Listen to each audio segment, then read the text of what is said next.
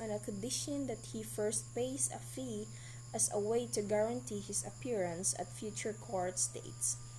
Next is the defendant, a party against whom a person has filed a lawsuit in service court or who stands accused of or charged with a crime or offense. Next is hearing, a proceeding in which the court hears an issue or fact or law by hearing evidence and testimony presented and then makes a decision. Next is indeterminate sentencing, a term of imprisonment specified as a range rather than as a period of time or release date, 2 to 5 years. Next, trial, a formal presentation of evidence before a judge and jury for the purpose of determining guilt or innocence in a criminal case or to rule in a civil matter. Next is verdict, the decision made by a judge or a jury in a criminal case. Next, in 2018, the Philippines held the 6th highest prison population out of 21 Asian countries. Imagine that we are the 6th highest prison population out of 21 Asian countries in the Philippines. In the whole world, As of 2019, the Philippines population rested at 108.31 million people, and 215 of those people were incarcerated. Therefore, the Philippines has an incarceration rate of about 200 per 100,000 citizens. There are 933 prisons running in the Philippines. Unfortunately, they are mismanaged and overcrowded because of the population of the prisons. They are mismanaged and overcrowded. 5 facts about the Philippines incarceration system. Severe overcrowding. Manila City Jail is the largest jail in the Philippines, was split into dorms that safely house 170 inmates. Currently, these dorms house around 500 people. Similarly, a room designated for 30 people holds about 130 in the Quezon City Jail. This serve overcrowding in prison leads to illness and death tolls in the thousands.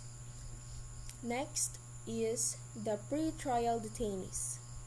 Pre-trial detention is found in judicial systems all over the world. In countries like the Philippines, people may serve time that outweighs their crimes. On average, prisoners in the Philippines are detained for 9 months with being sentenced. Next is the third is the high death tolls.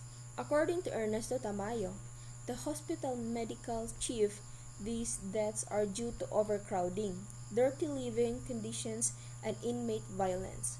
At a 2019 Philippine Senate hearing, Tamayo said that there were uncontrollable outbreaks of pulmonary tuberculosis. In addition to overcrowding, poor living conditions, and inmate violence, NBP lacks nutritional food and basic health care.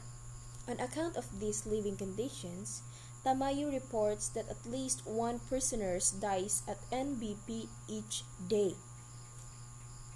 Thankfully, politicians and prisons employees are working to reduce overcrowding in the Philippines prisons. Human rights advocates have also called for the release of vulnerable inmates to protect them from poor living conditions. The fourth is the vigilance justice. The 30s war on drugs escalated during his presidency. Jobless citizens were recruited to kill anyone suspected of dealing or buying or using drugs.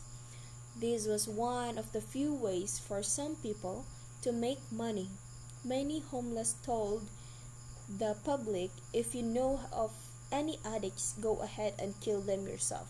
Together, the Philippines police force and unidentified gunmen have killed 7,000 known drug dealers and users since Duterte's presidency in 2016. The Philippines' war on drugs has created the belief that extrajudicial violence and murder are necessary to fight crime. But the Human Rights Watch has turned the narrative around on Duterte. They are publicizing information about the vigilante justice in the Philippines. The five facts about the Philippines is that the corruption. In August 2018, the public learned a former mayor may have been released from prison for good behavior. He was originally charged for rape and homicide in 1993. Similar stories of corruption in the Philippines prisons continued to emerge. In September 2018, the public learned that a woman was told her husband's sentence would be shortened if she paid 50,000 pesos or $970. Later that year, senators stated that inmates could live like kings for a fee. This information led to further allegations. Prison workers and officials were taking bribes to bring and distribute contraband to inmates. The contraband in question included cigarettes, cell phones, and televisions.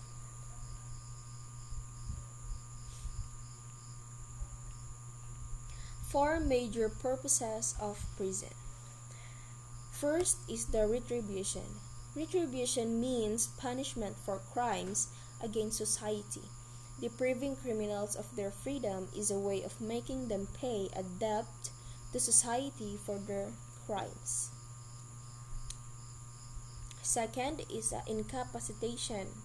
Refers to the removal of criminals from society so that they can no longer harm innocent people. Third, deterrence means the prevention of future crime. It is hoped that prisons provide warnings to people thinking about committing crimes and that the possibility of going to prison will discourage people from breaking the law. Next is the rehabilitation. Refers to the activities designed to change criminals into law-abiding citizens.